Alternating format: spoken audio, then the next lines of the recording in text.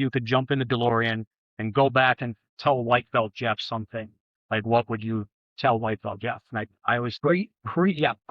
Yeah, you're gonna suck forever. Quit. Prehab and rehab. Take your rehabilitation and your rehabilitation seriously.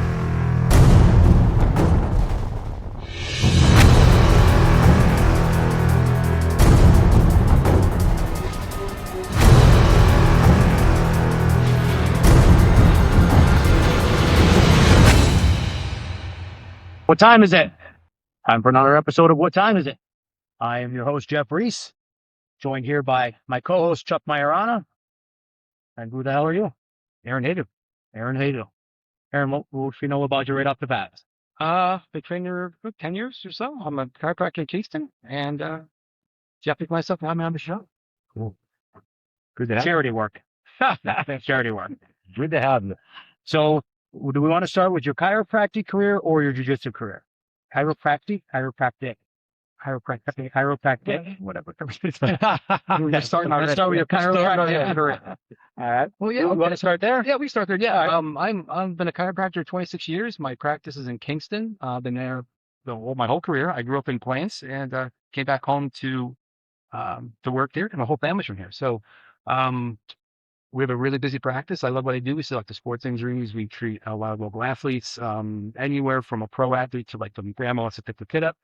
We see it all. So yeah, I love what I do, and it's endless learning, which is why I love it, because we get to help people, and the profession moves really quickly. We learn a lot of really great stuff.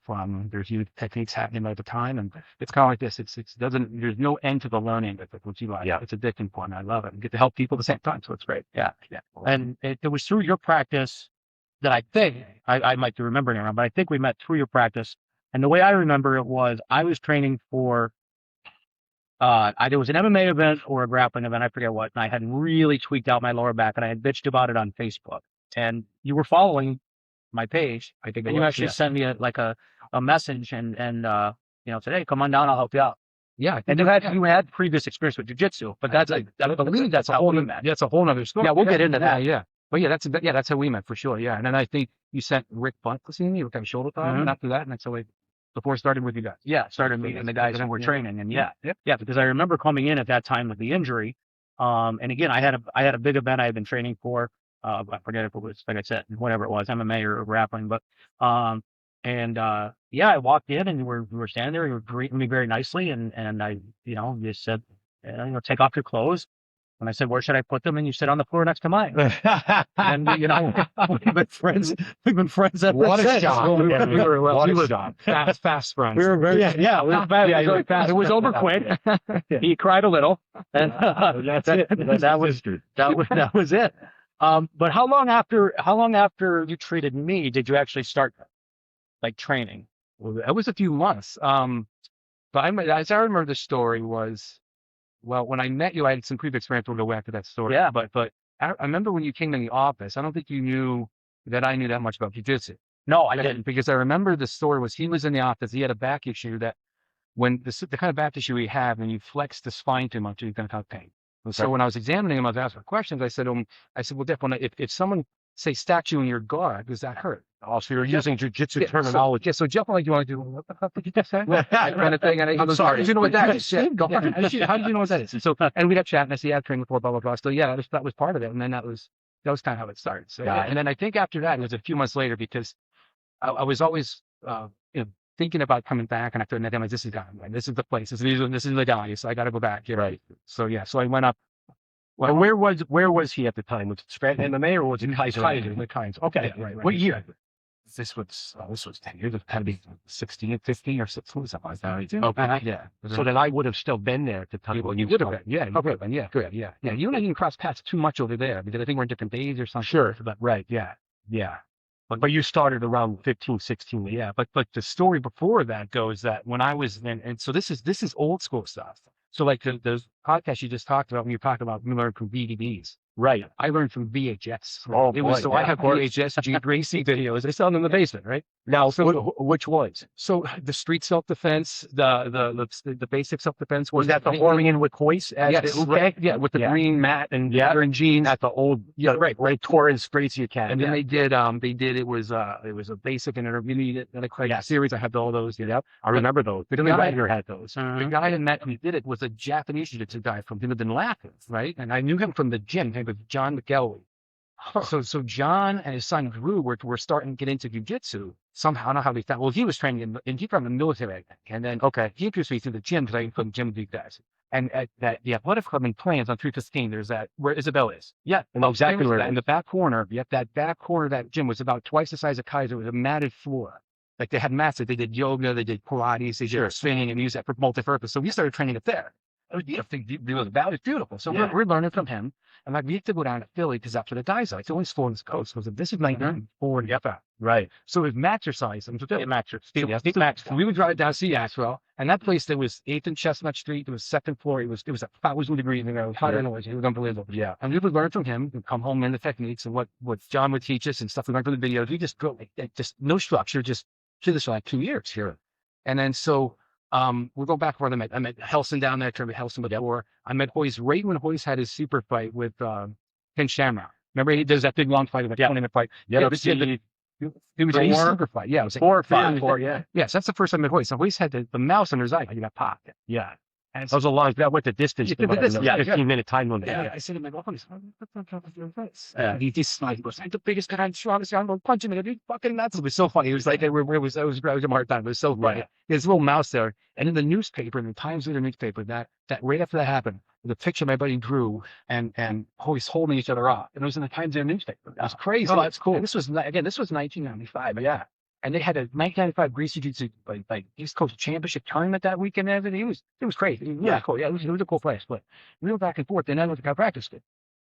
And now I'm 300 miles from New York City. I'm 3 hours from here. There was no jiu-jitsu around here, much less up there. So I stopped training. Right. And I would you put part around with the guys up there, some martial arts guys in my school and stuff. But it was no online. It was just playing with what I learned. Sure. And then I come home, I start my practice, and get married, kids, practice. 19 years passes. I make this young. Right? Yeah. And I'm always watching UFC. So it's like 19 years between the time you were training. One mat to the other. I took 19 years off. Not on purpose, but just what life happened. Yeah. And so when I met him, I said, I've got to go back. I said, well, I watched it, loved it. I always wanted to keep doing it. And all of a sudden, I've gone back. So I remember I go upstairs in the attic. I found my old Gracie Jiu-Jitsu judo gi, which had the cross hatching on the skirt. And that one, right? And I come and she goes, what are you doing? I said, I'm doing a class, right?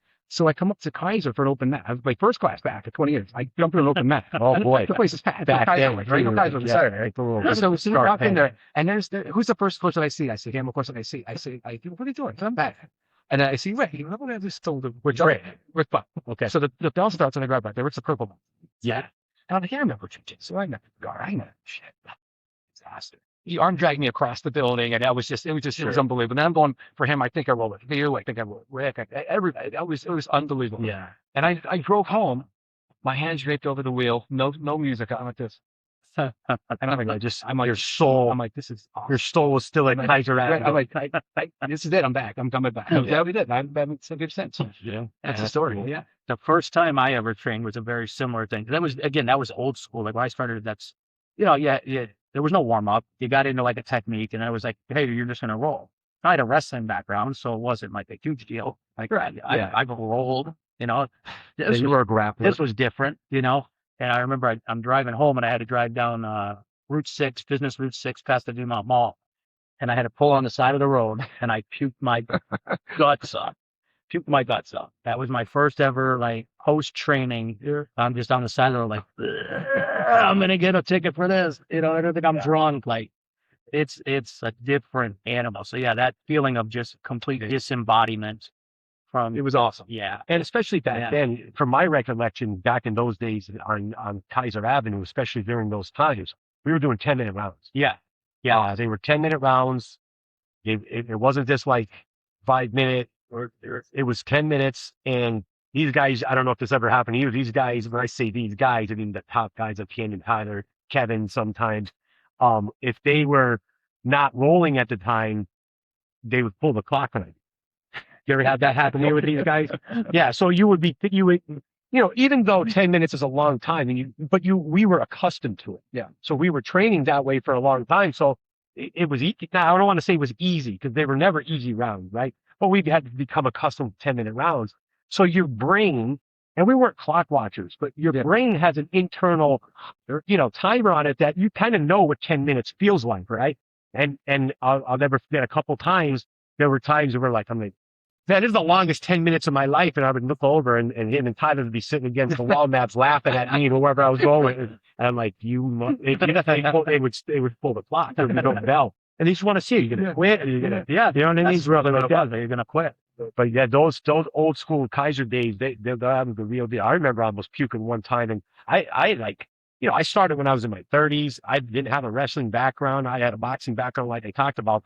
But like pushing yourself to that, I remember one time I felt like I was going to pass out and puke, and he had seen this 1,000 times.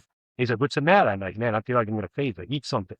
I had no concept of like your blood glucose like dropping in those high intensity moments. It's like it's just a warm up shot. He's like, yeah, it's like, this is right to drill number 2. Yeah. No, I remember he's like, eat something. I remember I had like a granola bar in my bag, and I ate something. I felt instantly better. I'm like, oh, these guys kind of know what they're doing. But yeah, that was some good training back then. Until you get that 10-minute internal clock, that feels like an eternity. Feels like forever. Oh my God. It feels like forever. 2 hours are under there. Oh God. Yeah. Well, So you get used to it. Right? Yeah. and you've not taken a single layoff since. No, not even for a month. No, it's like, knock on wood, I've been good with injuries and I'm back training, and I do a lot of prevention stuff at work. I have all the toys up there. I work with the chiropractor, so like I never have an issue with if I have an injury, I get it fine, quit. If I see something happening, I start catching what happens. I get therapy every day. I have lasers, I do STEM, I do all that stuff, traction, I do all that stuff. So that keeps me going at 51. So because of the industry you're in, you have a pretty solid recovery routine. Yeah. So yeah. And all physically the and nutrition. Yeah, I do both. So that's if I don't do that, I don't think I would be here, because everyone's own in every sport they play. I could work around them. I could work with them. I could train around them. Catch eat the rap and share it for it. So, and I see them coming. I do a lot of prevention stuff too. So yeah. I got to get better with that. You might have to hold me to this, but I got to get better with the prevention. So I know Jeff does it religiously. And my problem is, I'm a fan of chiropractic care, but my problem is I only go when I'm hurt. I'm only going after the fact and like help fix me. And then I always say to myself after that injury, I'm like, man, I should go once a month. There's a maintenance and I never do. Usually there's something that happens. Like I always say, like, you put the fire out before there's flames. When it's smoke, put it out before the flames happen. You can tell it's smoking. That's what I say. So that's when you catch it. Now, and sometimes you can't. It just happens. Injuries happen. But if you something that's in chronic, that's in maintenance. So the cool thing now in my world is that most people, when you examine them, they have an issue. You can find what they call their key limits. Like let's say that we used to give people 50 exercises. Now we give them 5, like the top 5. Like, what's the best stretch or strength and exercise? What do you need for this or that? And that will keep them healthy. And then obviously add things and delete things as you need to, but you tweak that key those top 5. And that really helps a lot. So you can find out where your dysfunctions are and keep things away. And that's what they do in the NFL. The NFL, the combine now, there's a system called the functional movement screen. So you put some of the screening process of movements, and you could grade it based on how they do it. And you break it out if they have a problem, and you find out where their issue is. And you prescribe preventative exercise so they don't get hurt. So the NFL combine does this, NHL does this. Screening process, it's pretty awesome. And you give it a grade, give it a number, and you could communicate with a provider about the same pattern. Oh, he's got this and this. And then everybody's on the same page with rehab. And you could tweak it, and it's pretty awesome to keep people away from injury. So, like, if you own the Mets, you're giving guy $50 million, you'll make you even play. Right. So you're trying to stop it. Now it's proactive, not reactive in terms of the injury. So is this a daily routine? It can be. It depends on your schedule and your problem. I'm 3-4 times a week with it at least. A couple of days I don't do that because I have other responsibilities. But yeah, I always have some routine I do to make sure things don't get preventative. Preventative routine, yes, right. Obviously, if I get hurt, then I'm on the gas with putting the recovery. Yes, exactly. So, that's always my answer when somebody says to me, like, the hypothetical question, if you could jump in the DeLorean and go back and tell white belt Jeff something, like, what would you tell white belt Jeff? And I always say the same thing. Quit. Yeah. You're gonna suck forever. Quit. Prehab and rehab. Take your rehabilitation and your rehabilitation seriously. Because I didn't back then. I really didn't. It was like, oh, you hyperextended my elbow during a roll. Okay. Well, now it goes in my belt. And we Let's keep going. and we keep going. Okay, I hyperextended that one. Well, I guess now I'm just relying on my legs for guard, and I can't turn my head to the left. Well, hopefully nobody stacks me that way. I never took things like rehabilitation serious. Which Well, that's how this whole sports world is going anyway. So going that way to way. So it wasn't even there back then, I'm sure. Like now, now it's a big deal. Now it's big business. Now everybody gets screened. Every single person who goes to NFL Combine gets screened with this class. It's really aggressive, and we do the opposite. It's been great for patients. And this is a screen to see what injuries you're susceptible to based on your Movement qualities, right? Did you have symmetrical strength and flexibility in certain areas based on the movement you do? Like I could screen your squat and say, you need this, this, and this. You have strength in this and this, and stretch this, and then that cleans the squat. But if you don't, and you're asymmetric based on your sport, you're going to get you're not going to get the biggest risk factor for any injury is exposure and how much you do it, right? correct. The second thing is, are you asymmetric based on your sport? If you have an asymmetric sport, you need to be asymmetric. Like your tennis player, and you need that one on shot. Sure. If you're doing something symmetrical, you better be the same both sides, or you're 5 to 10 times more likely to hurt based on you each side. So that's a lot. Figure out. Yeah. So you stop that before it happens. 10 people can not do that. So not cool. Yeah, it's not dairy. So that's part of what Very scientific approach. Yeah, it's not. Yeah. The chiropractic stuff. People think it's just manipulating joints, which is it's not. It's not what I. That's a very small part of it. Like I read films. I do movement screening. I do rehab exercise. I do recovery stuff. We do nutritional counseling. I do all that stuff. That's like cracking backs is this much of my day. And then the chiropractor who only does that, I terrified. That means they've read none of the research for the last 30 years in our profession. Right. And those people scare me, but those TikTok videos, that's not reality. Those guys. Oh, you mean the full body guy with the makeup? Yeah, he's a wax. There's some hot chicken. I watch the only times I watch those. Well, I just want to mentally feel that crack. I'm never going to go to that guy. There's people like flying across the country to go to that. It's insane. And I could go on.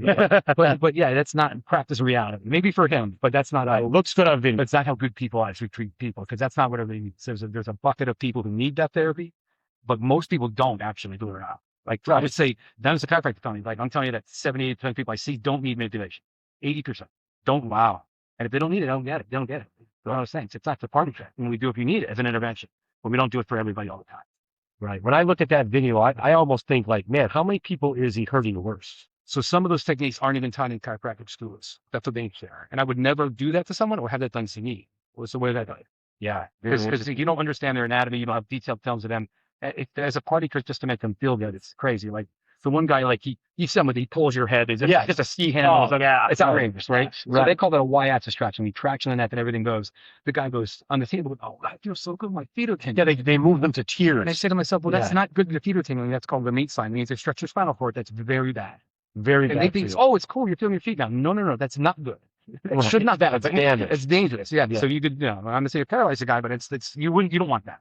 That's my thing. That's very interesting. Yeah. And here they are purporting like, oh, this, there's people, and he filmed like the people walking around the room now, like, oh my God, I was bent over for the last 5 years, and now look, I feel like I run a marathon. Yeah, sometimes that happens. That looks too good to be true. There are some miracles, but that's a kind of spot about people. But yeah, but I tell you, the joint manipulation thing is really has helped my jiu-jitsu so much, because when you're in school, you learn how to. Every joint in the body has a certain range of motion, a certain end feel, or they call it, when you bend it and move it, at the end of the movement, got a certain feel to it.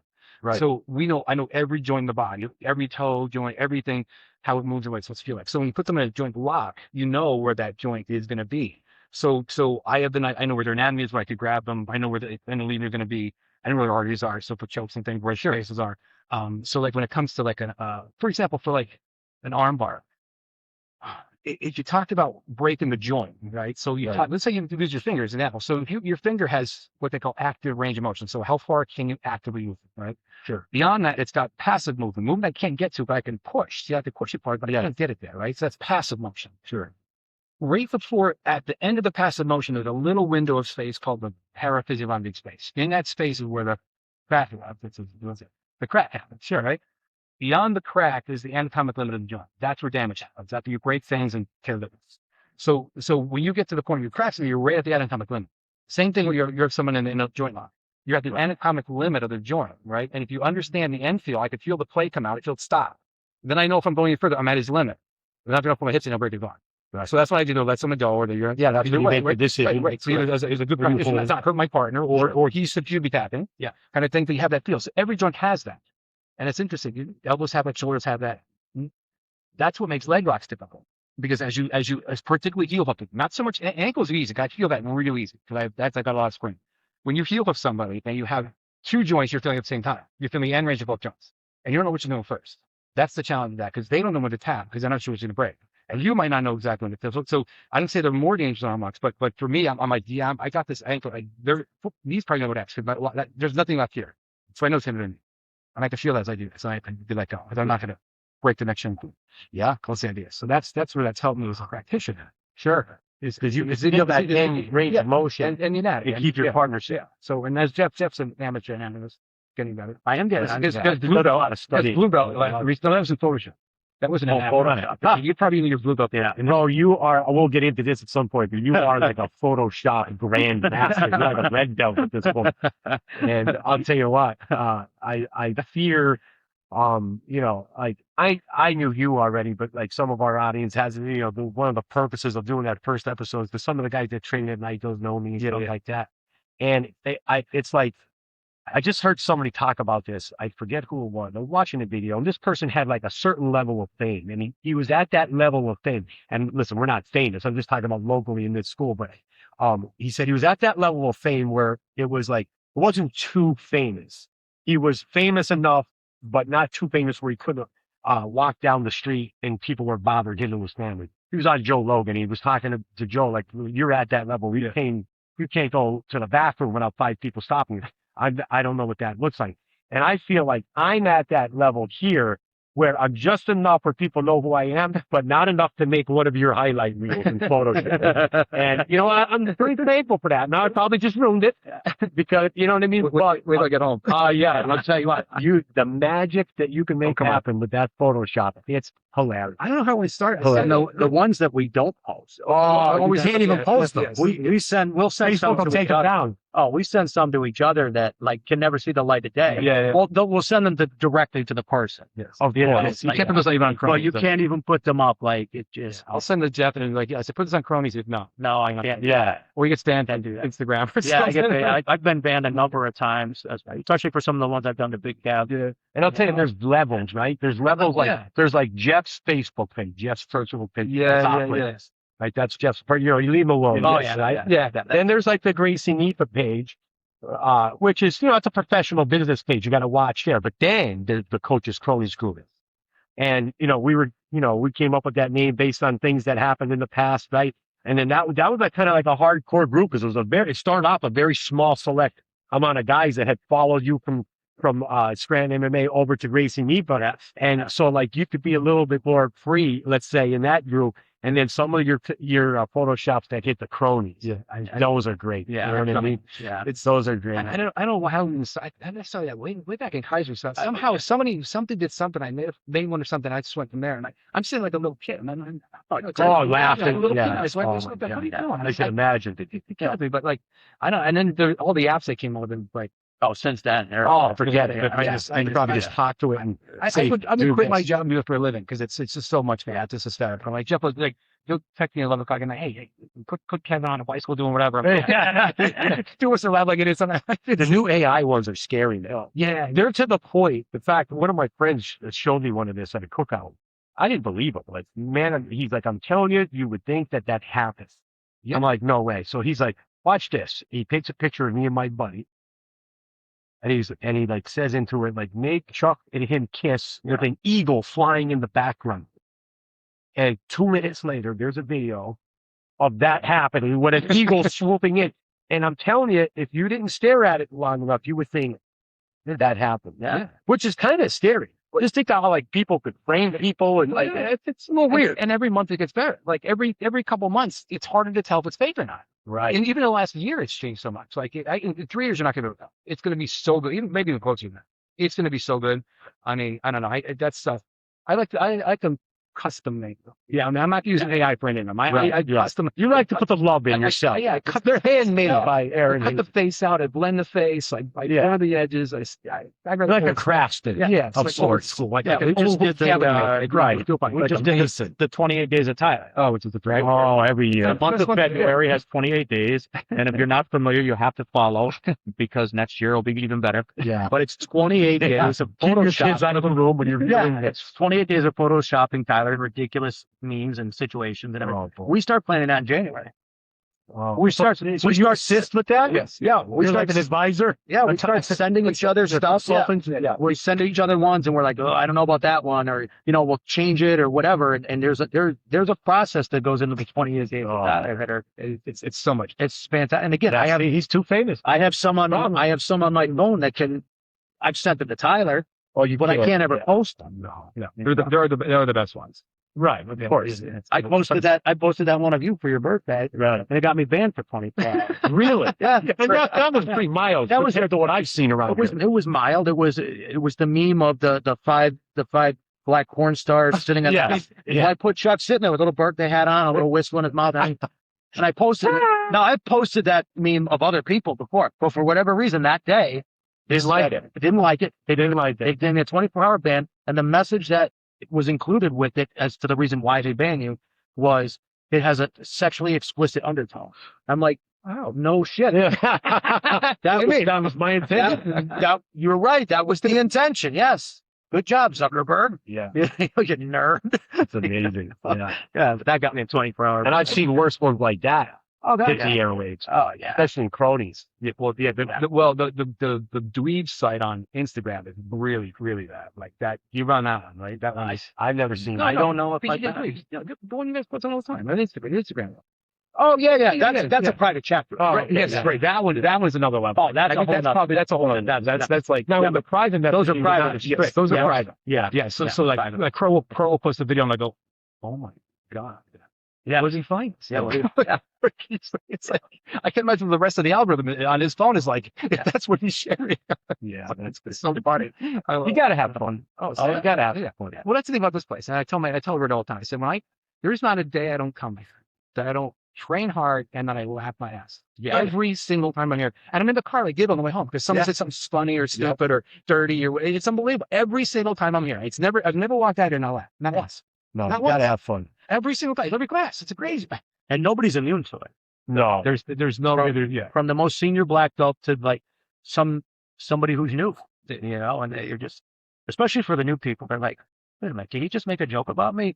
Like I'm accepted into the community pretty quickly. Yeah, it's almost like that. It's like a rite of passage where he's making funny. I mean, no, he must like me a little bit. Right. Well, that's like making a meme. They don't make a meme. I probably don't know. Right. Yeah, right. Yeah. It's like I'm not picking on you. Yeah, I mean, I just got hit with one the other night. Somebody said, "Hey, Chubster, I got a question." Right. And I was like, That's pirate. "Son of a Chubster, dang, that was a new one." Hey, Chubster, I got a question for you. Like, Have you seen the nicknames even back? Oh, we were just giving people. they were nicknames. terrible. And I figured I forget who it was. Jiu-Jitsu. He probably quit already, but he gave himself his own nickname. And Kevin did? No. This white belt gave himself. He gave himself his own nickname. Or Kevin could give it to him. Yeah. It's the worst thing you could possibly do. It was Kevin was just beside himself. He goes, I get the nicknames around here. It was unbelievable. He lectured the kid for 10 minutes. It was unbelievable. Yeah, sometimes it would be a group effort. Sometimes Kev would just come up with something, but we had a lot of them. In fact, one of the guys just came up. One of the girls my wife works with at the hospital is dating Lil Kev. Oh, now the funny part about that is I don't know if you trained with Lil Kev or not. The little Kev was gigantic. He was only little Kev because we had a big Kev, right? You know what I mean? And then we had two. Now we have two Kevins. We got to separate them for and we had big Kev because I would say little Kev was taller than big Kev. Yeah, big Kev. Let's say occupied more space in the world than little Kev. Yeah. So he was little Kev, even though he's like 6'4", 240 pounds. He was little Kev. Then another Kev joined, and he was Muppet Kev. Muppet Kev. You know what I mean? I already, and then they just said there was Big Dave, there was Little Dave, there all kinds of stuff. Yeah. Well, Muppet Kev because he looked like Animal from the Muppets. Right. Like I mean, that's how he looked. Yeah, he sounded like a Muppet. And he sounded like him. Rah, rah, rah. I did that. I was like, oh, Muppet Kev. Yeah. We had two Chris's training regularly at the same time, and one of them got their blue belt before the other one. So he was Blue Chris. Yeah, that's right. And I don't think Blue Chris still trains. I don't know if he's a brown belt, but he could be a red belt. To me, he would be Blue Chris for the rest of his life. That's nothing to do with his skill. It's just that's the name we came up with him, and now he's Blue Chris. It is what it is. I think Trevor one time said, I asked him something about nicknames, and he said something that I give them nicknames. And I didn't know the first name or the last name. I give them a nickname. So I started, because I'm not going to know your real name until you're here for a little while, because you're probably going to quit. So I don't care about your name. Yeah. And I'm like, oh, if you're interested. Yeah. We say all the time, it's not who's here, it's who's left. Yeah. There's a lot of people that, a lot of nicknames, a lot of faces, a lot of people that are coming down and then, no longer remain. And some of them were like really good. It's the narrative. It's just, it's people come and go. That's life, right? It's not for everybody. Like, yeah, it's what it is. They have up chapters, and they have a chapter on it. Yep. And Yeah. Now, cycling back around to like the chiropractic care. Yeah. What do you see most commonly for jiu-jitsu injuries? So jiu-jitsu is an open bag of whatever. And that's the thing about that. It could be. I asked because I had them all. Really, right. So yeah.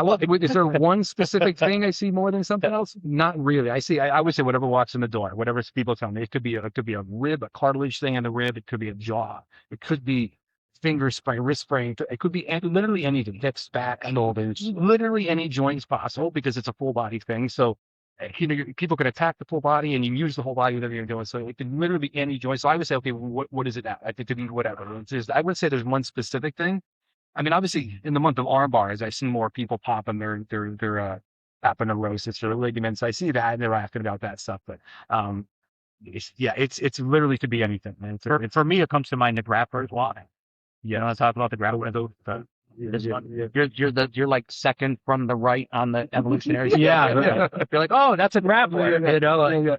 It comes back to what you were saying, that inadequacy. Yeah. It's like we use so much of like flexing, and then we're not doing this. Right. We're flexing. You almost have to force yourself. But you're doing it right now. Almost have to force. Yeah. Well, as you know, extension is bad for you. Extending the arm is bad. Extending the leg is bad. You want things like your flexion based, and then the joint gets used to being in that direction and gets stuck that way and doesn't want to do the way. It's almost that simple. Yeah. That's why posture. This feels comfortable. This is bad. Right. But this is comfortable because it's your body perceives this as normal when this is normal. Right. But they don't feel that anymore. This feels abnormal because they feel this. Right. So that's how. So that's something you have to work on, like when you leave here. Yeah. I mean, in terms of injuries, or are you talking posture? No, I mean like posture and stuff like that. Trying to release those joints. Yeah, sure. You have to find out what I did today. Like what I did on bottom stuff today. I was flex a lot today, so I have to extend. Go for a brisk walk. Do extension back bend movements. Yoga postures that are back bending. The opposite of what I did today, class. I don't do so much if I'm not talking because I'm not as flex as much. But if you're in guard positions, sure, take close guard, then I have to reverse that. So that's what my homework will be tonight, is the opposite of what I did today. Yeah, to balance, moving your body against opposite. Exactly. So you have those ranges, because again, if you get good in one direction, not the other, up and into down, now you're asymmetric. Anytime you're asymmetric with motion or strength, that affects the stability of the joint. If you're going one way, not the other, that's the problem. That's a blue blow disc down. They're always flexing, but never back there. Right? You think about your day. When you ever been backwards? Ever? Like, and this is the thing to do it. And a whole day, you never go. Right. But you flex thousands of times, flexing, sitting, bending. So you never been backwards. So an imbalance of the tissue, that's what gives like this out, that thing. But the people are flexion intolerant because there's so much flex. They've never been backwards. So there's exercises, there's stretches for that. There's rehab for that. There's prevention for that. So that's kind of how we do that. Yeah. When you had said earlier that there's been a lot of change in chiropractic care for the last 30 years. Oh yeah. How have you seen it, evolve from just basically going in there and cracking the neck, cracking the back, and like now there's all these new recovery methods? Oh yeah, we're taking the best from physical therapy, from osteopathic, from medical, from functional medicine. We're taking all that together, kind of blend it to be really holistic, and we're by choice for the last 130 years of professional ground, we're drugless and we're not anti-drug, anti-surgery, but we do everything we can before you have prevention. So if someone needs that, I'll send them for that. But I'll do everything I can to stop him getting that, just because I want him to be as healthy as possible in a natural way. So that's what we'll do in terms of it's not just manipulating his spine. If we do see a person who has pain, we look at their health history, we look at their nutrition, we look at their movement patterns, their work history, their workout patterns, their injury history, and we'll design a pattern or a program based on that. And those people sometimes have corrective exercise, corrective stretching. We look at their films, those kind of things, to make sure that we can get the whole picture. It's not just manipulation. And in terms of new things we do with them, the movement screens are pretty new. There's nerve stretching, which is new. There's a lot of new therapies out there. Like there's a great therapy we do now called Shockwave, which puts a sound wave into a joint, which is probably the coolest thing I've seen in 25 years. It's a little handheld device that produces a shockwave of sound into your body, and at the frequency and depth we want it to penetrate the tissue based on how deep the tissue is. And it melts away soft tissue stuff like I've never seen. Is it similar to like the ultrasound that is typically used? It's ultrasound on steroids. Okay. It's a different frequency. That always happens. The ultrasound, This is like ultrasound on steroids. Ultrasound has been shown to be not as effective as thought as they study it now, and they've come up with this, and it's unbelievable. Like somebody's got a spasm, and it's a like a pulsatory, like a percussion type like sound wave. It melts away soft tissue like I've never seen. Like it's crazy. Like you can palpate it. It feels like a overcooked steak. 3 to 5 minutes on that, it feels like it's supple. It's a short duration. It's very quick, and it works really good. We've been doing really good with that. It works for tendon injuries and recovery from surgeries, and it's been really cool stuff. That's pretty new too. We have a thing called a stim pod now, which is a radio frequency pulse that we can send the pulse down the nerve. Like say you have a sciatic issue, we can attach it to where the nerve comes in and where on the bottom of the nerve and stimulate the entire nerve. And we fire the signal down the length of the nerve repeatedly, and it calms it down. It really works good. So that's some cool stuff we're doing on the therapy side. So yeah, there's movement side of it in terms of human movement. There's hands-on stuff that's new, and then there's therapeutic application of it. So it's constantly changing with your young life. That's why I'm addicted to it, because it's nonstop evolution. It's like Jiu-Jitsu. You can never stop learning. You never know it all. And that's why it's awesome. Yeah. Like chess, you can never get good enough of that, right? It's like chiropractic. You never learn it all. So you're always, you're never bored. Yeah. Sometimes with bored in practice, I'm doing both. Sorry, I've given up. Get away from those people. There is so much to learn. Like you should be overwhelmed with how much there is to learn. They're like Jiu-Jitsu. Yeah, you should be overwhelmed, but so constantly seeking knowledge. So much you can never do that. You never learn it all with that. Yeah. Now with the what was it called? The shock master? Shockwave. Shockwave. Yeah, the shockwave. The shock. What did the bicycle suit adaptation cost you? Well, I don't use a seat. There's no seat. No, my bike is seatless. It's a quick release, so that was nice before you saw it. It attaches magnetic. He's ready to ride. That's why he goes out for these 50-mile rides. That's more mental health. The joint's not the only thing that winds up looking like beef steak after 3 to 5 minutes. But I never come back with a smile though. No, right. We're wiped out. What about all these now there's red light stuff and great stuff. Really? It's great stuff. Yeah, the red light therapy is the right frequency of LED and red light is really, really good for healing, because there's an effect called the photobiotic effect where certain wavelengths will get into the cell and stimulate the cell to produce energy, they produce proteins to heal. It's pretty awesome. The problem is now the market is flooded with garbage. So instead of buying a really good LED light that has the right light wavelengths and infrared type of wavelengths, you're buying Christmas lights on a piece of board people shine on the face. It's outrageous. If you get the good stuff, that stuff is very, very cool. But is it expensive to get the good? It is. It's on the higher end. It's expensive. Yeah. They have full red light boots like that Canada. They're really good. Those are very cool. They absolutely work. They're 100% pro-crappy to like crazy. It's really good. The other thing we're doing is we do magnetic energy, which is like grounding. We've heard of grounding. Yep, I've heard of that. So it's like grounding, but you don't have to be on the ground. It produces a wavelength that matches the magnetic energy from the earth, and it actually had a certain wavelength of magnetic energy. It actually stimulates cells to heal, which is very cool. Like if the cell is under like 40 milliamps, they can't function properly. So it actually helps the cell membrane charge like a battery. It helps ions and water that are charged go across the membrane. It's very cool stuff. I do that every day. There's a calming, relaxing nervous system relaxing I do for at night to sleep, and there's one I do through the day for recovery, and there's a setting for pain too, to the injury. Is this like a machine? It's a machine. It's a mat you lay on. It produces a magnetic field that goes all the way through your body. Also, like a mat. Yes, like a mat. You can lay down on your mat. Yes, and you get it's flexible to put it anywhere, and that energy goes through the whole mat, goes through the whole body. Which is then with magnetic energy, there's no resistance to the body, the human body. Magnetic energy goes right through you, which is why MRI takes such a picture, goes right through you, because there's no resistance. The MRI machine takes a therapeutic picture with that, and we're using it for a therapeutic effect. We're changing the settings for that. So we do that for similar technology, but it's but way less. It's 1,000,000 times less intense. They're like a couple Gauss in terms of magnetic energy. We're talking microcuts, really small, but it matches an element, which is why people should stand outside in the ground. Sounds hokey, but with bare feet, yes, absorbing magnetic energy is actually really important. In fact, they did this when the Russians went to space. They used some of these suits and machines in space because now humans are outside of the magnetic atmosphere. So in space, they want to use this. They're going to help them go on to Mars and shit. Now, these newer things like this, are these backed by like real medical, like yeah. double placebo, Yes. blind studies? Yes, there's almost all of them are FDA approved, but they have the research and volume is for these things, like laser. We do all laser therapy now. The laser stuff is really cool. Then you can penetrate tissue really deep with a cold laser, and it doesn't produce. It's like a lightsaber, it's going to stab you. Right. It doesn't produce heat, but it can penetrate just deep into the tissue. And the quad 4 lasers now can get in almost all the way to your disc and your spine, which is amazing. And the light will penetrate and have that healing effect. And those are well studied. And they have volumes of research that prove that this stuff works. And it's very safe. No drugs, no medicine. Our pro athletes use it all the time. It's cool stuff. So all these cool therapies that we use as an augment to what we do, patient health and care. So Yeah, because I always wonder, because again, I'm probably lacking in the recovery space, right? I'm actually looking into getting a couple things and stuff, and I always hear about the cold plunge and the sauna and stuff like that, and then like what you'll do is I'll do some research. When I say research, YouTube research or internet research, and you'll get one camp that says it's the best thing ever, and then you'll get another camp that says there's absolutely no medical findings saying that making yourself cold for 30 or 3 to 5 minutes helps you whatsoever.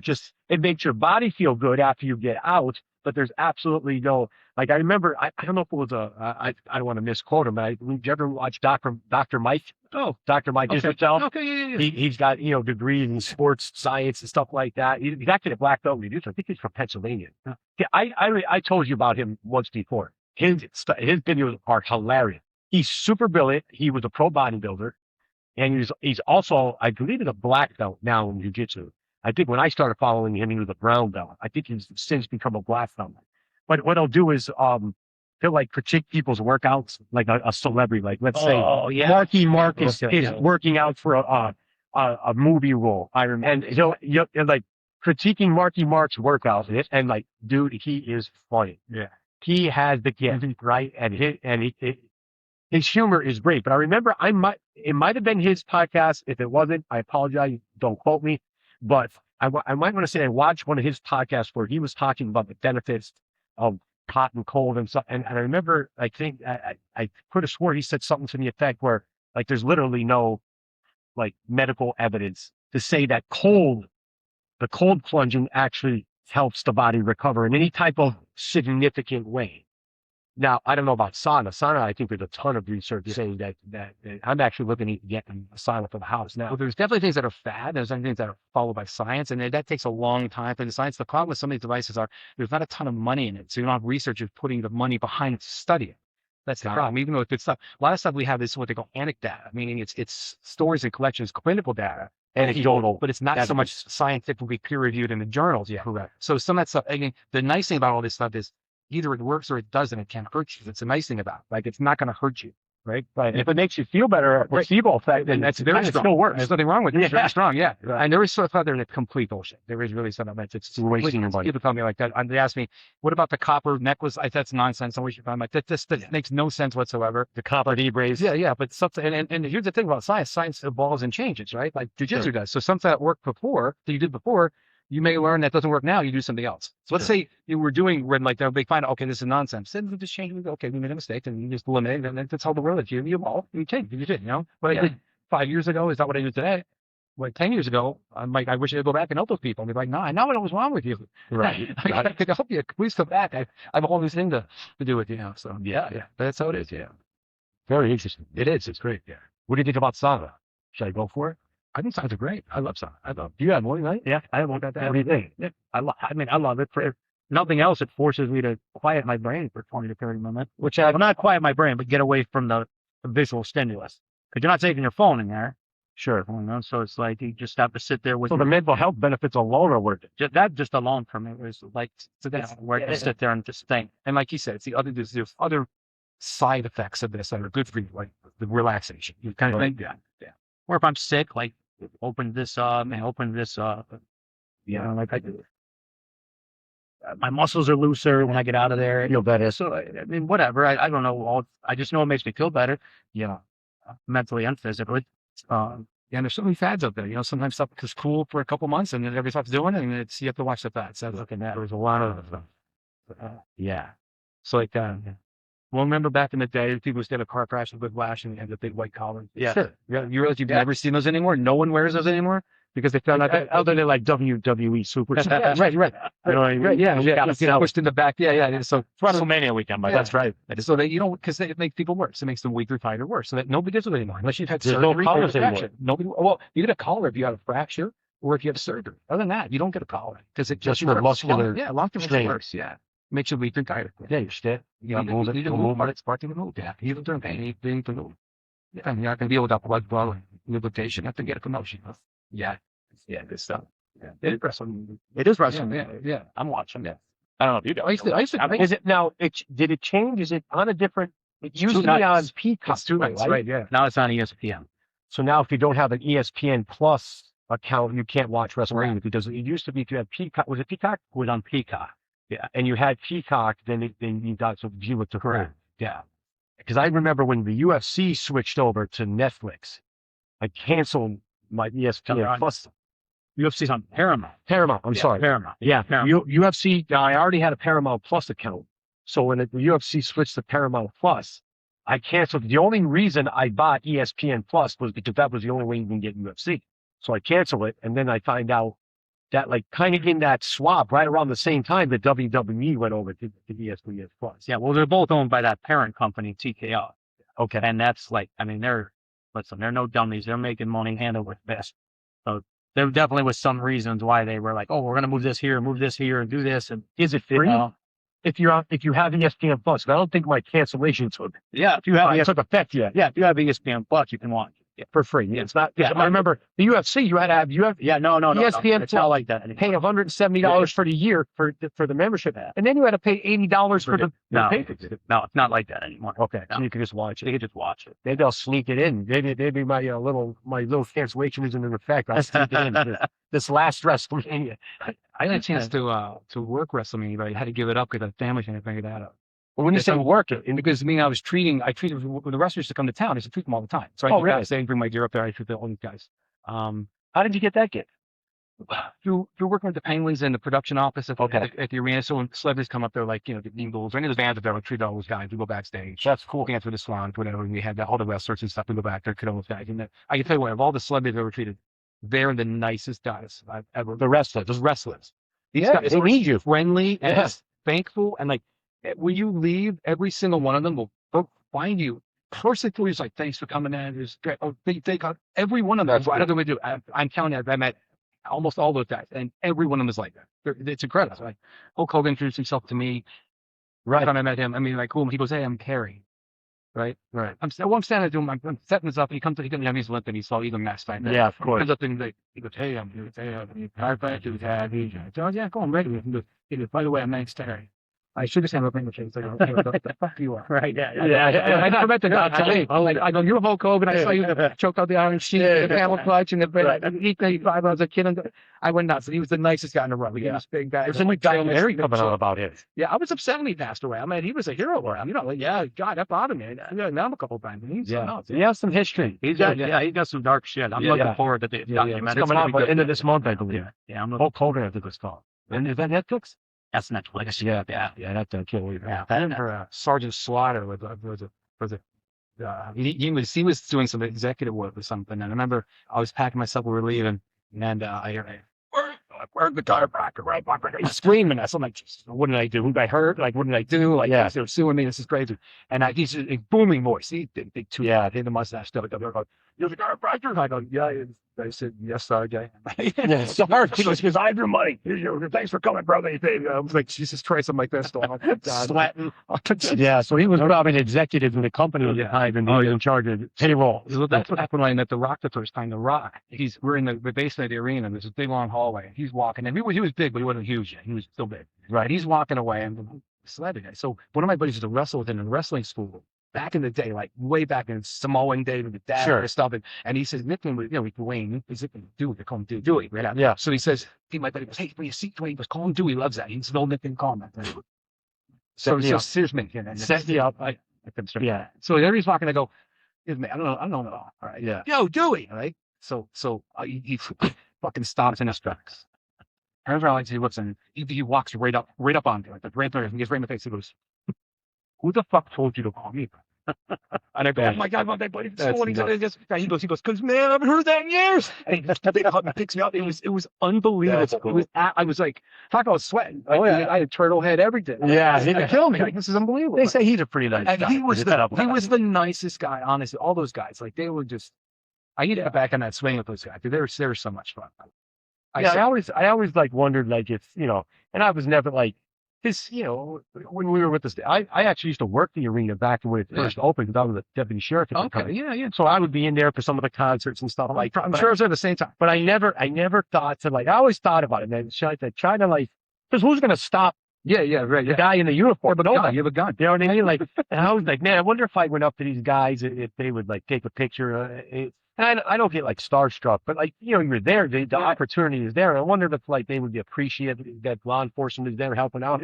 I never went backstage or tried to like get So out of that to somebody. I was like, you met a ton of people. But I was always there. But I was never an autograph hound. I would never ask for anything. I would never ask, hey, sign this. I would never do that. But I would always like, I was trying to be professional. But they're nice guys. Just training. That's all. Yeah, that's cool. Yeah, And they know you're there to help them. Yeah. So why would they be anything other than appreciative and nice to you? Because otherwise you'd be like, yeah, get to the back of the line, guy. It was unbelievable. Yeah, and I remember Kurt Angle was there once, and Kurt was there. I had patients who one of the son has a little bit of a mental health issue, and he's in a wheelchair. He's always health problem. The kids loves the rest to sit in the front row. I'm walking around the stage by lots of passes, checking the ring out before the event started. And I'm like, this is cool. And he goes, hey, now I said, oh my God, my patient. I'm talking to them.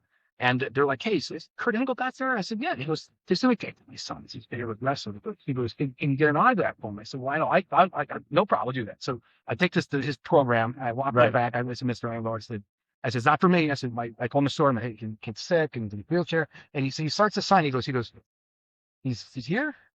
He goes, he hands back. He goes, go get him. I said, what? He goes, go get him. Okay, so I walk back and I grab two ushers and we pick the kid up over the rail, bring him back, and there's Kurt standing. They wait for this guy, right? Yeah. And the guy walks up and there's Kurt Angle standing, and the same man, he goes, and he takes the kid and he walked him back through the arena and made sure that he'd sign everything that was for that kid. Yeah. His hat, and we don't believe it was the coolest thing ever. He signed everything. Absolutely. He dropped everything to help this kid. It was amazing. I'll never forget that. Yeah. I watched millions of people, but yeah, it was cool. Yeah. I ran into him at Epcot. Kurt Angle, really? Yeah. Kurt Angle and Epcot. Like you talked to him? No, like ran into him. Like literally. Yeah, head down, ran in. Yeah, ran in what? Double leg, right outside. Now,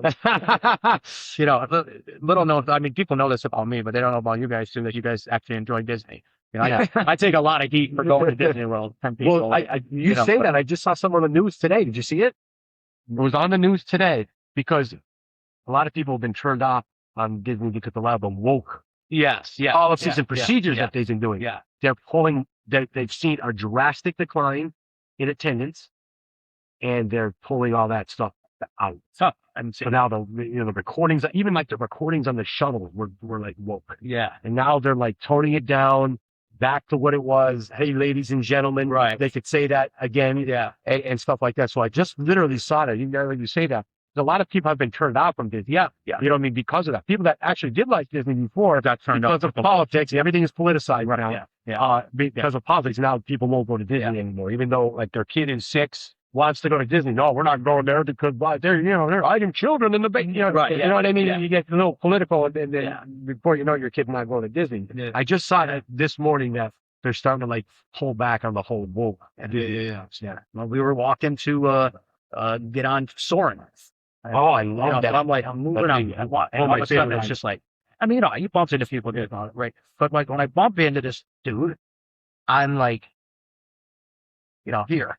Boom. I'm like, but you're like that on everybody. Yeah, well, true. Yeah.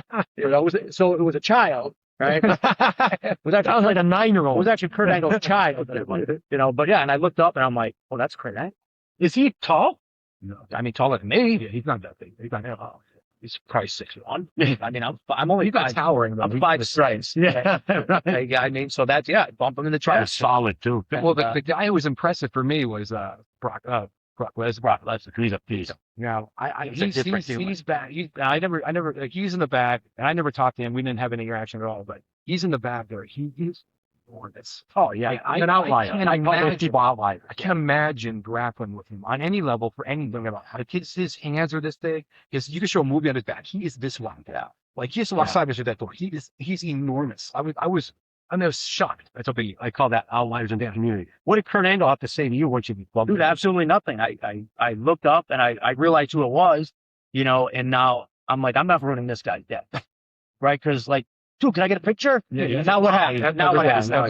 Right now, Everybody's right. He's there with his family at his fucking time on. Yeah. So I was like, I recognized him. You could see like, he's like, oh, this guy knows him. Yeah. And Did he have like hat on? and everything, and he's just like a normal dude. And I said, hey man, thanks for the gold medals.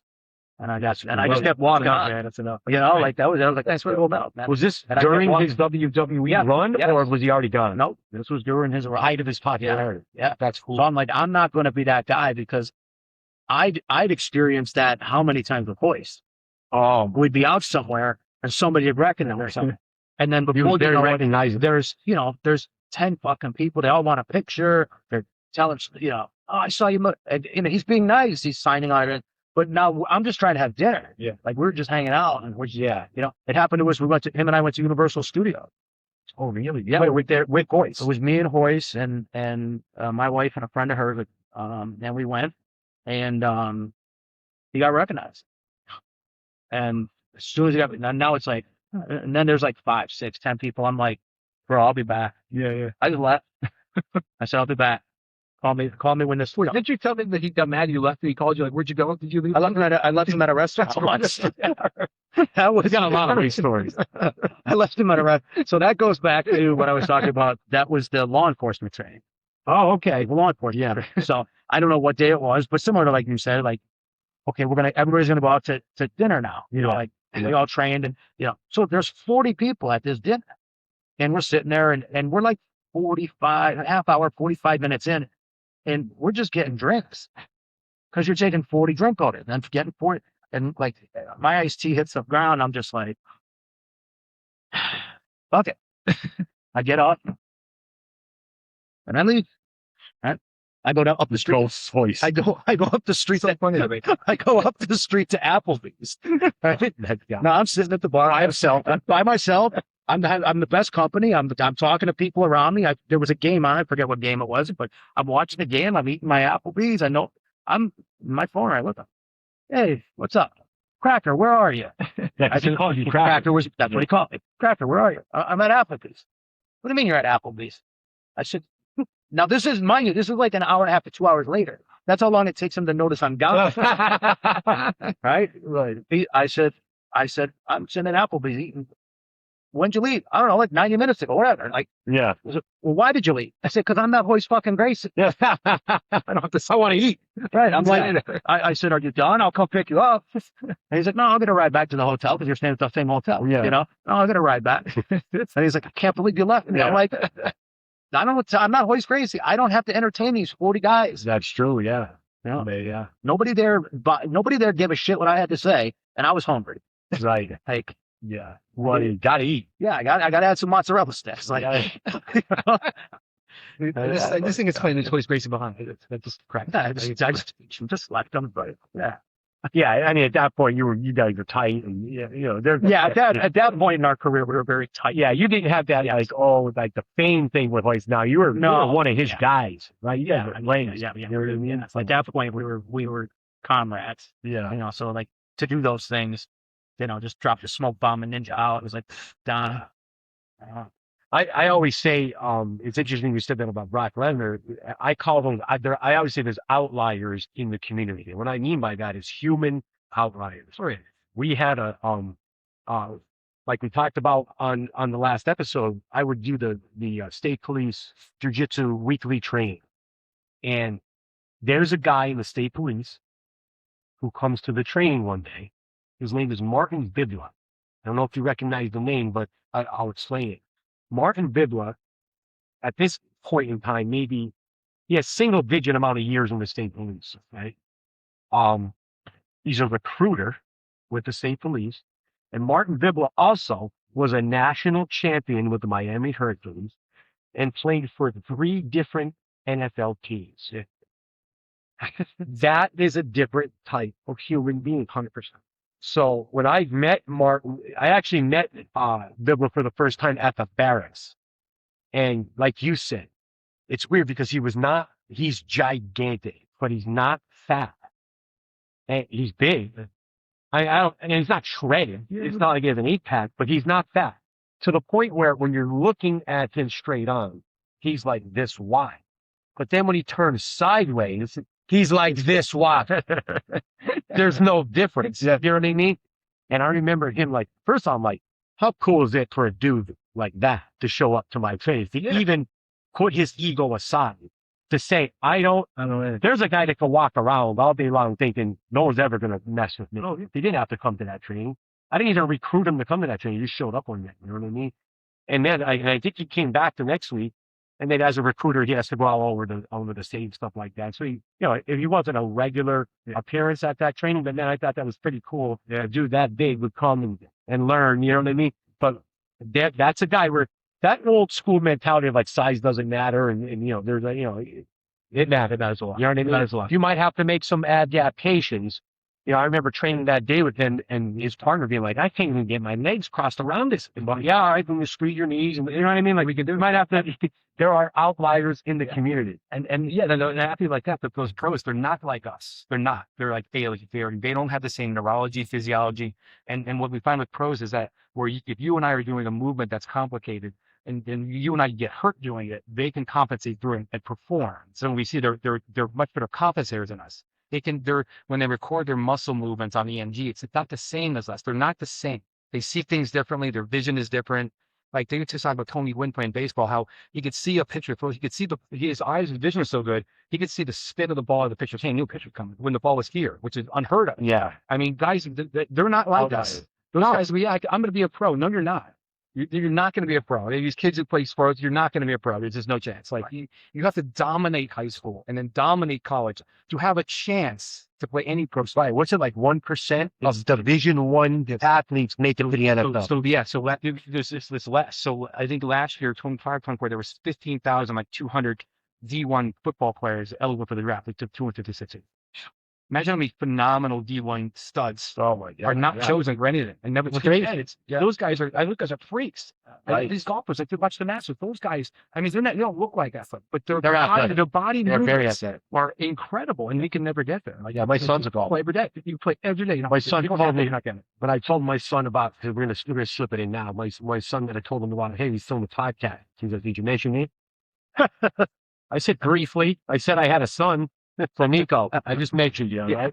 Keep swinging me, keep swinging that golf club. Hey, I will say, I have a gym in my house, right? And he'll be turning 16 in a couple of weeks. And he picked up golf. My father has been golfing nonstop for like 30 years. So my father taught Nico golf just like last year, and he took to it so quickly that he made the varsity golf team as a freshman. Now he's in his sophomore year, made the team. It's just a fall sport, so it's already over for his sophomore year. And then this year he trained through the summer. I got him a membership at a simulator place. He swung all through the winter in the off season, and now this year we're hoping that maybe he could actually start on the team and get some matches. But I stressed to him about, like you said with the golfers, that they're not just guys that go up there and swing the club. They work out in the off season. They put way more than ever, and they're athletes. So way more than ever. Yeah. So the best for golf training, the title performance is if it does the similar screenings for golfers. And then my friend Greg Rose, who's in San Diego, is the best golf training place in the world. He's the founder of the House Performance Institute. Oh, cool. So they'll screen someone for their golf swing. So take your son. They'll say, okay, they understand your son's not Tiger Woods. So they want your son to swing like Tiger Woods. They're going to examine your son's body type, physiology, movement quality, symmetry, and they're going to make him swing the best for his body. Yes. So he can not just play well, but play for a long time. Yeah. And so that's what athletes, that's what you did. The same thing. You find out what their problem is. Sure. Make sure they can train for a long time. Hey, you probably shouldn't be doing this movement. You probably shouldn't be playing Not everybody does the same thing. If someone grabs that knee, you need to tap because that knee's going to go. It's not a good knee kind of thing. Right. So you need to know that. And that's that you train around those things. But yeah. And I tease my son all the time because he teases me. We have that relationship, right? And he'll still tease me about jiu-jitsu, and I'll tease him. And I have another buddy of mine that actually takes my son golfing because I don't golf, right? I tried it a couple times. I was ejected from the golf cart once due to some reckless driving by my buddy. And I think that was the last time we went. We would fool around on the carts, swing as hard as we can, and crush the ball, and then try to find in the wood. I was a baseball player growing up, so I'm not a very good golfer, but I always teased him like, that's not a sport, that's a skill. I mean, look at him. I thought my dad could do it. You know what I mean? He's 70. My dad is 79 years old soon, and he's like a decent golfer. Like, how could it be? And you know, pulling back the corner. I'm only kidding. Now we'll argue for 3 hours, sure. Me and my buddy and my son. It doesn't have a goal. How could it be a sport? Yeah, I mean, come on. I mean, they're just look at that. How are you? You know what I mean? But I do realize that they are very high level. Mental, not just physical. Then there's a mental side. Oh, yeah. Same thing with jiu-jitsu. Same thing jiu-jitsu. Same thing. Yep. You don't have to appear. Yep. Yeah. It's a mind game. You know. Performance athlete. I mean, I just downloaded John Daly's app, and I've been following it every day. I mean, he's a greatest golfer of all Russian time. beers, like Stone Cold Steve Austin, cigarettes, smoking cigs, and out driving everybody on the course. Just love when you put the cigarette in his mouth when you hit the driver. It's just hanging up in that bang. Did you see him in Happy Gilmore too? I did. John Daly, his character Wasn't a fan of the movie. He just played himself. Like he just sitting on the couch, crushing beers, talking shit to people. And that would be my argument to my buddy to go out and say, I'm a guy. If a guy that looks like that can do it, it ain't a sport. You know what I mean? Imagine if he took himself seriously about like performance, like because he looked like that and played phenomenal. Yeah. His physiology and his neurology is incredible. I think, even though he looked like shit. Maybe. No, I'm sure It has to. He has to because he played like that. Yeah, he looks like Santa Claus. Right. But think about because look at the golfers back then. That same thing. Even like baseball, that it's smoking a dugout in the game. Yeah, that's what I'm saying. Like so now in the training. Well, how about like Babe Ruth was showing up drunk? Yeah. But now a night out. The golfers are big now. Look at Koepka. Those guys. The Tiger started a lot of that. He was really big. I think in shape. Yeah. Another outlier with his bat. As it comes to what I know with his bats. I heard. So the fact he had such dynamic hips and the rotation was so strong that torque has to go somewhere. Right. Okay. So torque stands. So he's going to have his spine or his knees. That's where he's had surgery. Spine and knees. Right. So he's had so much torque there. And the bottom level was first fusion. Next level, next fusion. Next level. So he's had multiple fusions.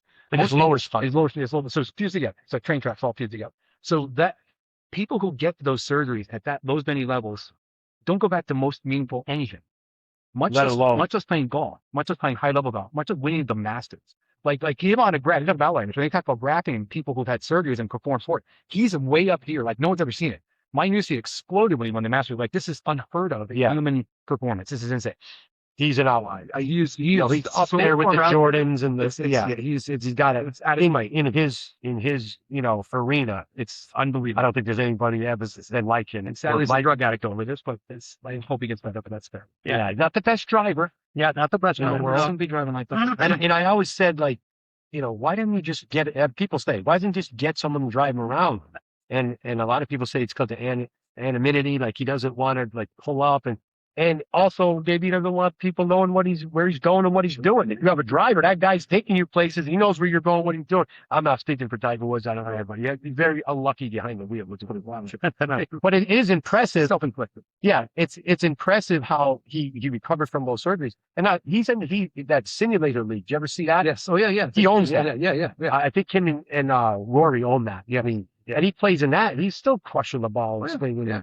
And how many surgeries did he have? Knees, back. Unbelievable. Most people don't even walk again, let alone they play at such a high level. Yeah, great. And it's due to that. Those people are outliers, right? Jordan, outlier. Just never going to do another one like LeBron. Just a freak of nature.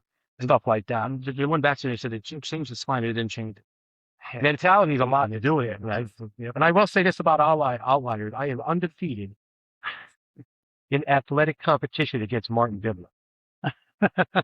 He's an outlier in our community. Okay. Multiple NFL teams. Has an NFL pension, working on his second pension with the state police. I'm undefeated in athletic competition against that guy. Pickleball, son. What do you think I was doing when I was 5 years out of here? A pickleball, son. Is he going to listen to this? I'll send it right to him as soon as we're done. Because he can't refute the claims that the couple times that we met on the pickleball court that I was victorious. Now it's a doubles match. You know what I mean? So it wasn't just me against him, but victorious every time. But man, how about a guy like that, right? First of all, he's got like 5 sons. They're all stud wrestlers. So like the stock transferred down to his Genetics, offspring. absolutely. And I've heard they're big kids, all great wrestlers. But Marty picked up pickleball and loved it. And while I had my little hiatus from jiu-jitsu, that's what I did like for fun and for that. You'd be shocked how many calories you burn. It's all, yeah. It's Playing pickleball for a couple fastest hours, pro sport in the country. right? And it was fun. And during that time, I got to play Marty Bidler in pickleball. So I'm undefeated. Well, yeah, I mean, genetics, yeah. Just kidding. There's a genetic component to everything, of course. Even spine pain, back pain. You also like to see the father has the weird posture. Yeah, kids have the weird posture. It's you see that with we when we see it, like, but the dad blew discs out of surgery. The kid does. It's so common. They actually have the gene coded that codes for the collagen that makes that happen. Yeah, it's amazing to know now. Not everybody can do the same thing, right? That's absolutely true. Not everybody's to do the same thing. You gotta find your lane and say it. You know. But we see that here too. Like we always say it. Everybody can learn jiu-jitsu. Jiu-jitsu is for everybody, right? But we see it. We get marathoners coming in, and they get wrestlers coming in. You get people who were athletes of all types coming in, and they're like, "Yeah, this is hard." Yeah, But then you get that kid who's never done anything athletic in his life, and he comes in and he's like a phenom savant, and you're like, "Where'd this kid come?" Yeah, like, he's like, "Yes, sir." When he pushes up his glasses, and he's 125 pounds soaking wet. It's like Bill. Yeah. Bill's a great example. It's like he's like our Musamichi. Yeah. Yeah. Where he just we say he picked it up, but he put a lot of work in. He did. Yeah. Oh yeah, no. He was coachable. Sure, yeah. But he had a brain for it. You could tell him something, and then you would see him spinning it. Mm-hmm. It would just go like it would go through the computer and boom, download into his mainframe. Yeah. Upload to the cloud. Yeah. And then he would own that forever. Yeah. But isn't that the fun of it, that everybody's different? Yeah, it is. Everybody's got a different profession. Everybody's got different body types, so many different skill sets, and it's amazing. It really is. It's a word of we talked about it last time, but when you're out there together, it's like you're all one team. Yeah, you know what I mean. Everybody's out there helping each other, and it is fun. Yeah, it is fun and it's fun to like figure out those puzzles. Right, because there's a couple reactions you might have when a gigantic dude walks in the room and comes on the mat. It could be like, oh man, like looking for loose change. I don't want to roll with that guy. Or it could be like, man, that's a puzzle I'd like to try to solve. Yeah. You know what I mean? Like, and that's the attitude to have. Not like shying away from that, right? Like maybe he's too big and too strong and too fast and too young. But let's find out. You know what I mean? And if he is today, let's make some changes where tomorrow maybe do a little bit. Like I think that aspect of it gets lost sometimes. Like, let's figure these challenges out. We can't look at all those guys like, oh no, hands off. Yeah, what? You know what I mean? Like, no, let's try to figure this out. Well, the opposite side of that too is people who I'll say afraid to roll with women. Right. And they're like, oh, she's dainty, or that's a woman, and I could crush her. But really, they're like, well, if I lose, I so like. Maybe I'm going to roll with, we don't even say a woman. Maybe it's just I'm rolling with somebody who I have 70 pounds on. So just roll jiu-jitsu with them. Yeah, roll for real. And have a jiu-jitsu. I would say jiu-jitsu conversation. Yeah. You guys have heard me say this before recently, where I say, I don't roll with anybody anymore that I cannot have a jiu-jitsu conversation on. I have no interest in it. Jiu-jitsu is a language. I want to have a conversation, and we're going to have a jiu-jitsu conversation. And if you're just yelling words, right, loudly, I don't want to. So you said this. I don't want to do this. You said that if someone just say they have big, strong, long legs, they lock you in the closed guard, and you just sit there and they don't move. Right. Here's you. It's over. We're done. We're done. Like we're not talking anymore. Right. Yeah. There's no more conversation. We're not learning each other's language. We're done. Especially in a setting like this, where the answers to that question he can't do. Yeah. Because the answer to that question would be, right. Yeah. And then you open your legs. Right. Yeah. But in a sportive setting where we're not doing that, then what are you proving? Okay, you can't break my. What are you proving? Well, then I would just sit here. You would sit here, and in the real world, if there's a real fight, I would have punched you by now. You would have opened your legs to defend yourself, and I'd be around your guard. So let's pretend that we'll have a little movement here and have a little discussion and have a conversation. And there's got to be that. And then I always say the other side of it too is always like you're in with that big guy. As an older grappler, I think you need to be selective of who you train with and what you do. Yeah, that's my biggest problem. That's a big issue too. Like, Yeah. you can't grab everybody anymore. I don't think it's appropriate. Those younger guys, they might have nearly the skill set. You're going to get hurt trying to keep up their pace. Yeah. And that means you can't train the next day, which is just, That's my biggest problem. That's not being a pussy. That's being smart. That's being longevity. Yeah. But and he's had an conversation with me about this, and we came from a time where you didn't duck, you don't duck roll. No. You know what I mean? That would be, you'd be found out very quick, and someone asks you to roll, the answer is yes. You know that's not going to go. You could say no. I use Tyler as an example all the time. Even like right after I came back, I'm out. I know, I'm rusty. I'm not in jiu-jitsu shape. I was in better shape physically from when I left, as far as like the way I looked. I dropped weight and stuff like that, but now I'm lighter. And sometimes, you want that weight back, right? And I'll never forget the first open mat I came to. I had rolled with like 5 guys. I'm already tired. And Tyler goes, "You never tell him no." Like, now, I've never told him no. most people are like, "No, man, I'm tired." Like, first of all, I know how that round is going to go. I know how it's going to start. I know how the middle's going to go, and I know how it's going to end. And none of it is going to be good for me, right? Now, I take that back. It is good for me. Yeah. That's worth something, right? There's value in that, right? But I don't have that no switch. I'm like, no. First time I was at an open mat in pro. Hey, you want to go? The answer is yes. The answer is yes. The highest level guys I want to go with. Do I think I'm going to win? No. But there's value in rolling with those type of guys. So but back in the day, it was more of like the competitive, like, I'm not scared of nobody. I'm not ducking any rolls in any fights, nothing like that. So now that works against me later now in my jiu-jitsu career with I got torn meniscus, I got pinched nerve. I'm banged up, right? That's the toughest part for me, is saying no. Yeah.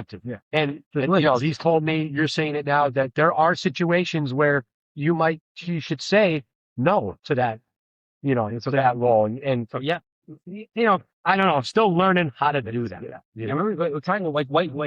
Early when Tyler was I never told him no. I always know what I felt like now. Would always do around. He'd point at me and we're getting around. Yes. But I found out as I got smarter, I would grab him first. Yeah, I was a little more fresh, and it was. How'd that work out? Bad. It worked. There's no bad. I got him out of the way. But I got him out of the way. Yeah. That's the thing. Yeah. I remember the one time Smitty got. I was a super white belt, and me and Smitty had this exact. We was picking each other all the time. He was just fun. I think the one open mat at Kaiser, for some reason we didn't get together, and so I just busted his balls. He's ducking. Smitty, you're ducking. He's 4-strike purple belts. Yeah, he don't duck. And he's defending up. And I'm like, that's very. I'll take those strikes. I'll put them on the other. Yeah, I busted me balls really bad. Yeah. So that night I made a meme. I put Smitty's face on. Oh boy! Right, and there's ducks. Oh my god! I put the belt over the duck and the stripes and shit on it. Right, so Smitty goes out of his spot. Oh yeah. So the next time I saw him, I know it was a Monday class. It was the next time I saw him. He put me in the corner, pinned my face into that. He beat the shit, and he punched me. It was so funny. Oh my god, we always talk about that. It was so funny. And I always help us the white belt. He was mauling me the whole time. It was hysterical. There is a way you have to train when you get older to sustain your lifespan in the sport. Yeah, right. Yeah, 100%. You can't go 100% all the time, especially at our age, or you're gonna pay the price. And instead of being off for a day, you're going to be out for 6 months or a year. Yeah. And then who knows, by then you can come back. You know what I mean? So I always say, I have fun when I'm here and I laugh. You guys are great. And I'm driving home and I'm in a great mood. I worked out my days home and we're chilling out on the way home. And I'm like, first thing I'm happy about, I got to train. That too, because I didn't get hurt. Sure. Yeah. And you're thrilled going. Like, this is awesome. I did jiu-jitsu at 51 years old and get hurt. Yeah. Right. Yeah, that was a very difficult transition for me, going from like competitive jet to professor jet, right? Like that was a very, very different, but it was like I understood the way my body works now is because of my body of work. Meaning I never said no to a role to anybody ever. Yeah. Like I said, tuck this in the arm. Yeah. Let's go. You got another one. I got another one. Let's go. Getting stacked on your head, whatever it was. I never said no to a role. And then I started to realize, like, okay, hey, I'm moving into the point where now, and this is probably like 5 or 6 years ago, about 5 or 6 years ago, that I had to like look in the mirror and be like, okay, You can't do that anymore. Your students are depending on you. Right. There's a different objective. There's a different objective now. This is no longer, you know, you got to show everybody whatever. You can't say, no, if you are hurt, you can't teach a class. Now we're at a point in our academy where we have enough black belts and brown belts that can I take a night off? Sure. But could I be out a month? No, probably not. Could I do that 6 months, a year? Like, no, everything suffers. So like, it was a lot of, you know, and oddly enough, it was like Tyler and Crow who were big, like, yeah, they would like, nobody ever thinks you're a pussy. Like you can say no, we'll fucking roll because everybody knows what you've done. And yes, we want this now. This is what we want. Right. You've paid your due. They're like, if you want a hard roll, we can roll with each other. We can grab somebody else. And that to me was like, oh, that makes sense. Like Tyler, you know, Tyler, I like the analogy Tyler uses. He goes, you're the emperor at this point. He said, nobody doubts the emperor can get off the throne and throw force lightning and kill everybody. Yeah. He goes, but guess what? He doesn't have to because Vader's out here killing everybody. Right. I was like, oh, yeah, that makes sense. Right. But it was wrestling with my own ego. Of course. You know, because we all say, oh, we don't have any ego here. No, you have ego. Yeah, it's a human. And that was like my final ego battle to say, hey, it's okay. You don't got to be doing this every night, banging heads with everybody in the room, you know, and then the next day, what? You can't teach a good class? Yeah. Yeah. Well, I mean, well, you don't have to work the next day, but I used to. Yeah, you're retired now. but I have a physical job too. Right. And if I'm limping in the office, what good am I? Right. I mean, if I'm in pain, who am I helping? It's like that. It's a dentist with cavities. That makes no sense. And I'll take that a step further. There were times, you'll remember this, there were times on Kaiser where we would be doing these takedown drills, but they were basically wrestling drills. Yes. And a lot of it, you know, and I didn't grow up wrestling. I grew up boxing, right? So I didn't do a lot of those drills before in my life until I got into jiu-jitsu. So I'll never forget, I could see it.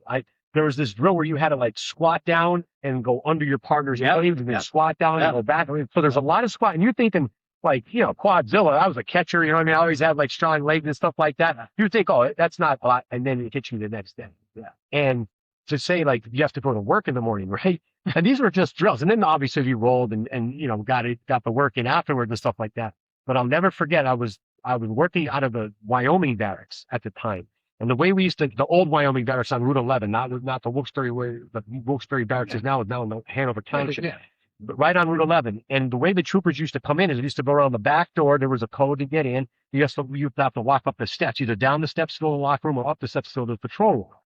And I'll never forget, I couldn't walk up the steps because my legs were so sore from jiu-jitsu that I literally couldn't walk up the steps. And I'm thinking to myself, what if today's the day that I have to fight for my life? Yeah. Like I'm going to work, but my work may entail fighting for my life today, right? And I'll never, like I had to pull myself out of the car that day. Like I just got lucky that day that I didn't have to do anything physical, but I literally had to use the door and the roof of like my quads wouldn't work. I was like using the railing like I was 70 to get up to just because of the beating that you put on yourself. And it's fun, but then you think like, well, what do I got to do tomorrow? You know what I mean? Is tomorrow the day? You know what I mean? So you got to kind of like curtail. Yeah. You got to get rid of this, like you said, the ego part of it. Realize, you know, I paid my dues. I could train a little bit differently now. And what's the risk reward, right? Here's the deal. Can you do it? Yes. We've paid our dues, right? Especially him.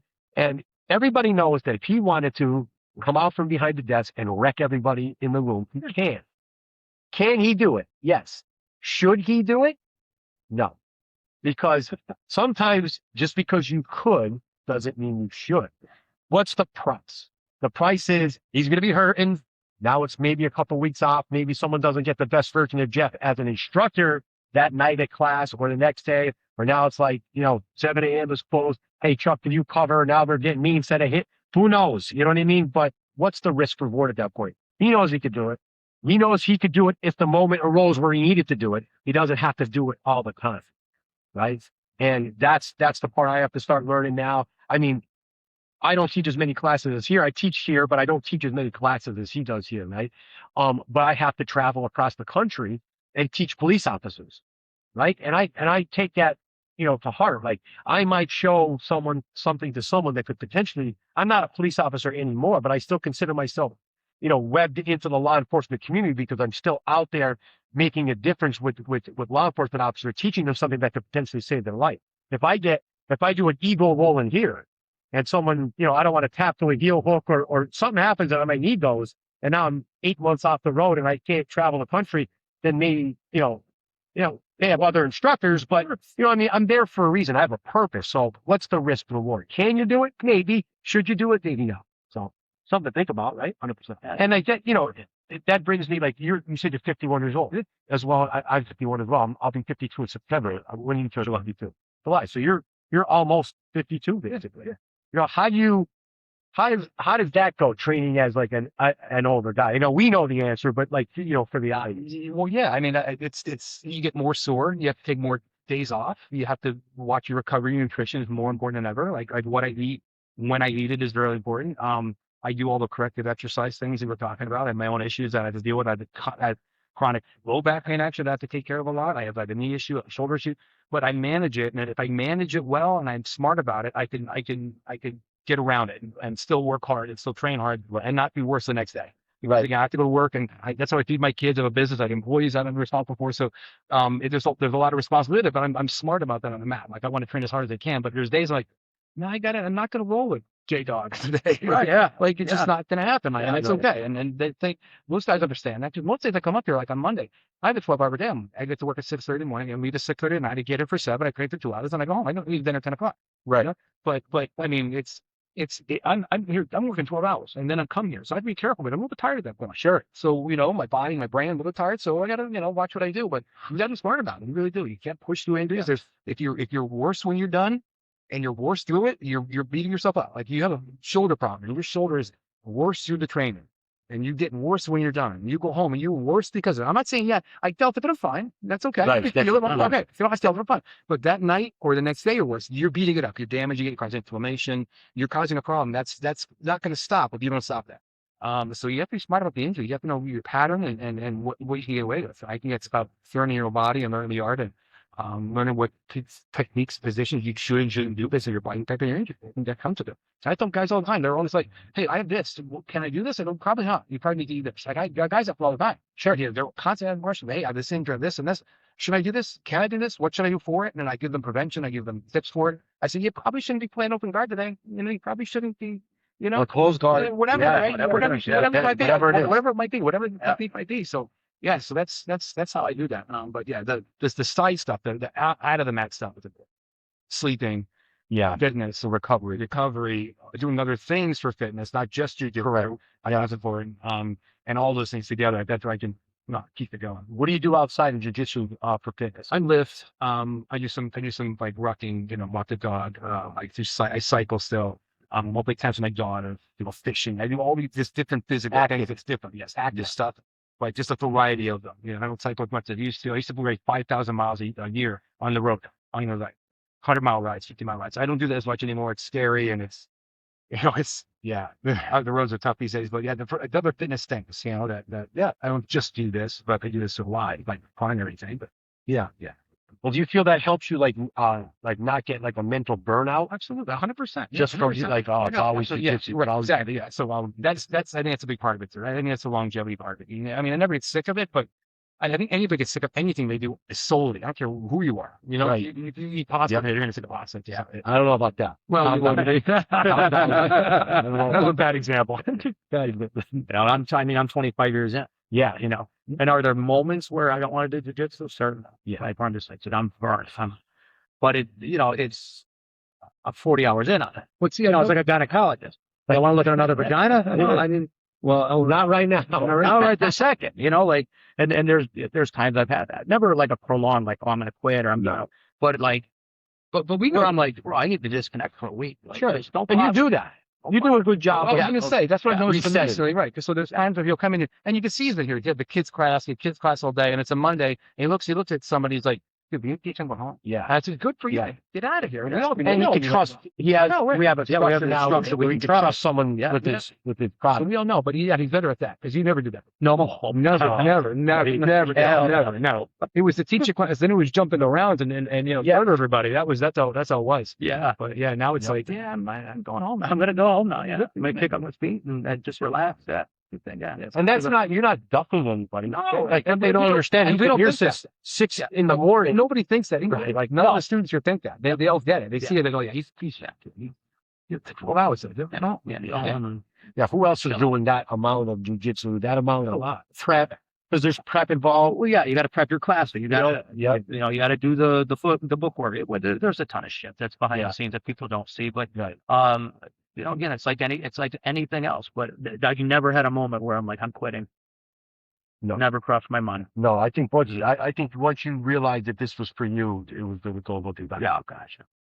And you're straight. You never took a layoff for injury or anything like that. And knock on wood, now I've been lucky with injuries, but no, I'm not taking any. It's been the longest I took off was a few weeks. So And I'll tell you, that's rare. I had kidney surgery a couple of years ago, and other than that, I've not taken any time off since I've come back. I've been lucky with injuries. Again, a couple weeks for the kidney surgery I had, but that was right. I was back really quick after that. But knock on wood, I've been good, and I think I think I'm lucky, honestly, in part of it. So some of it's by prevention I'm doing. Sure. It's nutrition, but I think I've been lucky to it. Yeah. So So you need a little element of luck in anything. So I think that, but really that's, other than that big gap I had, which wasn't my fault because they couldn't train, that 20-year gap. Sure. Like that's just life. That's how things had wearing, right? But since then, I think I've not stopped. Yeah, I think that's pretty rare. I think that's the exception, not the rule. The rule is even injury. There's always, most jiu-jitsu practitioners experience some type of injury that takes them out for a couple of months, or I'm not talking long layoffs. I'm just saying, but I think there's always in most people's stories, there's a break in there somewhere. That may be coming. So that's pretty rare. Yeah. So you've been training about 11 years? Yeah. And you're a brown belt. Yes. Currently a brown belt here under Jeff. Yes, under Jeff. So all my stuff under Jeff. How many times a week are you training now? Under twice, third if I'm lucky, but usually it's always two, at least always two. Mostly at night. Yeah, Mondays, Thursdays. You've been doing some of the noon classes as well, right? Yeah. And when my schedule allows me, I jump in whenever my schedule lets me. But I'm usually Monday, Wednesday, Thursday, or Monday, Thursday. Weekends, sometimes with my kids. My children are in school with something down in the set stuff. But so I Saturdays some have gotten really tough for me, but I like to get to a Saturday. But sit in there. How about coaching aspirations? Oh, I love that stuff. I love to teach. Yeah, I taught anatomy at Marywood for 4 years. I love the structure of it. I love to teach. I love to deliver information, collect everything. I teach people every day something. Like in the office, it can't help with something. I'm teaching them something. So I have a skill set with that. But yeah, no, I love that. Yeah, I'd love to do more of that too. So Jeff and I will talk about that. But yeah, we're working on a little program too to start developing some fantastic. Yeah, some other I actually have your name came up. I have a leg locked outside heel program already set. I have a whole outline and teach. I already have everything ready. I just got to pick a weekend to do it. And like a blueprint. Yeah, I know. Yeah, exactly. Yeah. I have that already set. I have the outline of everything I'm going to do. It's all done. So that's pretty dope. I outline too. Yeah, I do that too. Yeah. Even for my regular 9:30 classes, I know something about writing it down. Yeah, of course. Or looking at put my little outline. It helps me remember the structure of the class. And I'm doing that blueprint at the end of the month. I already have that outlined written out and stuff like that. So it helps. Yeah, and sometimes I'll have a cheat sheet like over in the corner with my water bottle. Sure. Check it out. Yeah. What's next? You want to show that? Yeah. I have all that in my head, but I used to do that. I used to take notes and now I can, I just create it in my head. Sure. I know my set list in my head, so to speak, but I'll call an audible too sometimes. Well, I'll have a class and I'll look around and be like, audible, and just switch it up real quick. Or, come in and go, hey, Q&A, what do you got?